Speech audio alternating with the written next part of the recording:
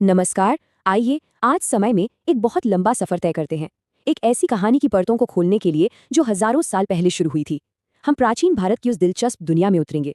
एक ऐसा सफर जो हमें ले जाएगा उन पहले इंसानों के कदमों के निशानों से लेकर उन महान दर्शनों के जन तक जिन्होंने दुनिया की सोच को हमेशा के लिए बदल दिया। और यही सवाल इस पूरे कहानी के केंद्र में है।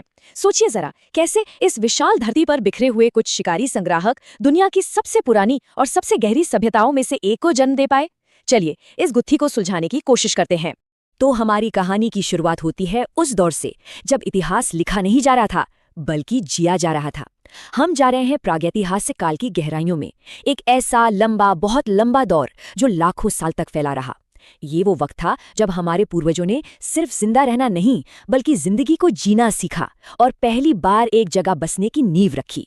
जरा इस टाइमलाइन पर एक नजर डालिए। ये हमें एहसास कराती है कि हम कितने लंबे वक्त की बात कर रहे हैं।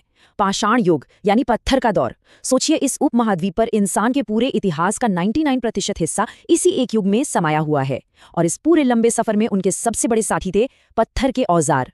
यही वो औजार हैं जो हमें उनके होने की, उनके संघर्ष की कहानी सुनाते हैं। लेकिन ये सिर्फ औजारों का बदलना नहीं था, ये एक बहुत बड़ी क्रांति थी। हजारों लाखों सालों तक इंसान सिर्फ शिकार और कंदमूल पर जी रहा था। फिर धीरे धीरे एक बहुत बड़ा बदलाव आया। उन्होंने जानवरों को पालना शुरू किया, खेती करना सीखा और पहले गांव बसाए। ये इंसानियत के इतिहास का वो टर्निंग पॉइंट था जिसे हम नवपाषाण क्रांति कहते हैं। और फिर कहानी एक बिल्कुल नया, एक नाटकीय मोड़ लेती है। लगभग 2500 ईसा पूर्व के आसपास इस धरती पर अचानक एक ऐसी शहरी सभ्यता उभरती है जिसकी किसी ने कल्पना भी नहीं की थी। सिंधु घाटी सभ्यता। एक ऐसा समाज जो इतना ज्यादा उन्नत, इतना व्यवस्थित था कि उसने पूरी दुनिया को हैरान कर दिया। देखिए, हड़प्पा और मोहनजोदाड़ो ये सिर्फ शहर नहीं थे, ये अपने समय के इंजीनियरिंग के बेमिसाल नमूने थे। बिल्कुल सीधी सड़कें, एक ग्रिड पैटर्न में बसे घर, जमीन के नीचे नालियों का ऐसा बेहतरीन सिस्टम और विशाल सार्वजनिक इमारतें, ये सब कुछ उस जमाने की किसी भी दूसरी सभ्यता से मीलों आगे था। ये एक ऐसे समाज की निशानी थी जिसे प्लानिंग और व्यवस्था की गहरी समझ थी। 2000 से ज्यादा शहर और बस्तियां खोजी जा चुकी हैं। ये नंबर हमें बताता है कि ये सभ्यता कितनी विशाल, कितनी फैली हुई थी। ये कोई एक दो शहरों की कहानी नहीं है, ये एक बहुत बड़ा नेटवर्क था। इतना बड़ा कि अगर हम उस वक्त की मिस्र और मेसोपोटामिया दोनों सभ्यताओं को मिला दें तो भी ये उनसे ज्यादा बड़े इलाके में फैली हुई थी। और फिर अचानक सब खत्म हो गया। सब कुछ जैसे कहीं गायब हो गया। दुनिया की सबसे तरक्की याफ्ता सभ्यताओं में से एक, आखिर उसका पतन हुआ कैसे? क्या मौसम बदल गया था? नदियों ने अपना रास्ता बदल लिया? या फिर कोई हमला हुआ? ये सवाल आज भी इतिहास की सबसे बड़ी अनसुलझी पहेलियों में से एक है। सिंधु घाटी के उन्हीं खंडरों पर एक नई दुनिया ने जन्म लिया। अब भव्य शहरों की जगह ले ली थी ग्रामीण जीवन ने। और इस नए दौर की पहचान ईंटों की इमारतों से नहीं बल्कि शक्तिशाली मंत्रों और पवित्र भजनों से थी। ये दुनिया थी वेदों की दुनिया। और अगर हमें इस दौर को समझना है तो हमें ऋग्वेद को सुनना होगा। ये दुनिया के सबसे पुराने ग्रंथों में से एक माना जाता है। 1028 पवित्र श्लोकों का संग्रह। यही वो खिड़की है जिससे हम उस दुनिया में झांक पाते हैं जहां लोग कुदरत की ताकतों की पूजा करते थे, जहां का जीवन पशुओं के इर्द गिर्द घूमता था और जहां लोग कबीलों में रहते थे। तो ये जो शुरुआती वैदिक जीवन था वो सिंधु घाटी की शहरी शानो शौकत से एकदम अलग था। यहाँ अमीरी जमीन जायदाद से नहीं बल्कि गायों की गिनती से तय होती थी। समाज जन में बटा था, मतलब कबीलों में, और लोग प्रकृति से बहुत गहराई से जुड़े हुए थे। ये एक ज्यादा सीधा साधा ग्रामीण जीवन था। लेकिन ये दुनिया भी हमेशा एक जैसी नहीं रही। वैदिक काल के अंदर ही एक बहुत बड़ा बदलाव आया। लोग धीरे धीरे पूरब की ओर, गंगा के उपजाऊ मैदानों की तरफ बढ़ने लगे और यहाँ आकर उन्होंने स्थायी बस्तियां बसाईं और एक कहीं ज्यादा जटिल समाज की रचना की। ये टेबल हमें दिखाती है कि ये बदलाव कितना जबरदस्त था। देखिए, जहां पहले अर्थव्यवस्था मवेशियों पर टिकी थी, अब वो लोहे के हल और खेती पर आ गई। छोटे छोटे कबीले जिन्हें जन कहते थे अब बड़े बड़े राज्यों में बदल गए जिन्हें जनपद कहा जाने लगा।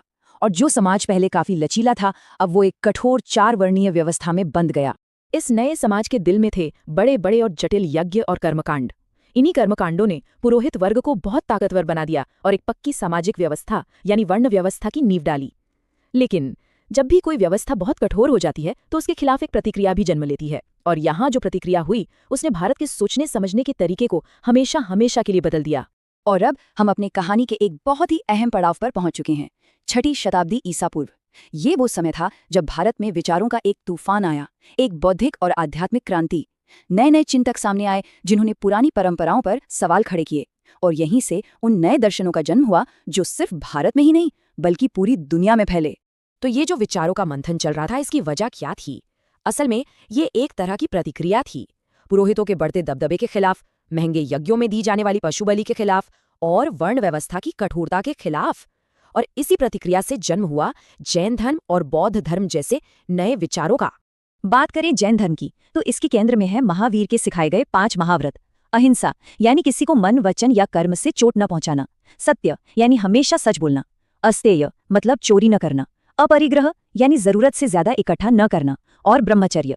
ये सारे सिद्धांत आत्मसंयम और एक नैतिक जीवन पर जोर देते हैं। और इन सब में सबसे ऊपर सबसे जरूरी है अहिंसा। अहिंसा परमो धर्म, यानी अहिंसा ही सबसे बड़ा धर्म है। ये एक विचार अपने आप में क्रांतिकारी था। इसने उस दौर में होने वाली पशु बलि की प्रथा को सीधी चुनौती दी और भारतीय सोच में एक नए अध्याय की शुरुआत की। तो हजारों साल का ये लंबा सफर आज हमारे लिए क्या मायने रखता है? सिंधु घाटी की वो शानदार टाउन प्लानिंग हो, वैदिक काल के सामाजिक ढांचे हो, या फिर जैन और बौद्ध धर्म से आई विचारों की क्रांति, ये सब प्राचीन बुनियादें आज भी भारत की पहचान को किस तरह से बना रही हैं? ये एक ऐसा सवाल है जो हमें इस महान सभ्यता की कभी न खत्म होने वाली विरासत के बारे में सोचने पर मजबूर करता है।